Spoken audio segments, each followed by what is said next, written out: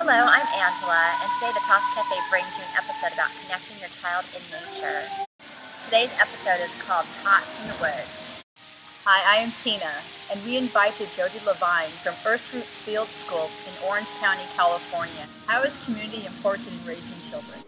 So to raise a child in community really nourishes the child's ability to thrive because they have so much more at their access in terms of nutrients of learning and nutrients of support and nutrients of love and even the practical things of like, oh yeah, an extra person to drive your kid somewhere, or that uncle who really loves camping and you're not into it at all. Well, there you go. Like, that's your uncle who's going to take your kid out fishing, and that uncle probably has a daughter or a friend who, you know, can become your child's age mate in these things. And as soon as you start expanding the concentric rings of support for your child, you have so much more to give them. That's where I really see the richness of this collaboration of community development happening, where we can really help each other out and not need to take it out of our pockets and be paying for everything, but really see how we can support each other.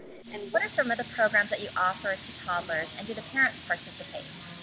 So our forest kindergarten is an all-outdoor weekly class that happens at either O'Neill Park or a group of about 20 different sites in Orange County. Our Monday forest kindergarten class takes place every week at O'Neill Regional Park, which is in Trevego Canyon. So the children in that class get to be at the same nature area every week, and they know which tree is their tree that they like to sit next to for their quiet sit spot. And they go back to the place where the owls roost, so that time and time again they can go find the owl pellets on the ground and see what the owl's been eating, and see how the creek fluctuates seasonally, and find out when the water's the highest and when it's the lowest, and where the deer commonly walk, and how to track them. And then our Wednesday class every week moves to a different site. So the different places that the Wednesday class goes are farms, parks, wilderness areas, and beaches in Orange County. So they could be one week harvesting food at an organic farm, and then the next week they might be tide pooling down in Laguna and learning to identify edible seaweeds and learning about the sun and the moon and the tides and different sea creatures. And then the following week, perhaps at Casper's Wilderness Park, going to check out the hot springs and learn about geology and natural ecosystems. So it's a very full program. Could you share the most surprising results that the children have gotten out of your programs?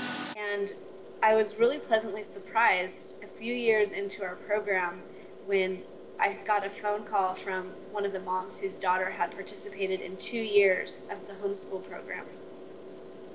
And her daughter was on a hike with another local nature group, and the volunteer who was leading that hike didn't know the names of some of the plants and what their uses were.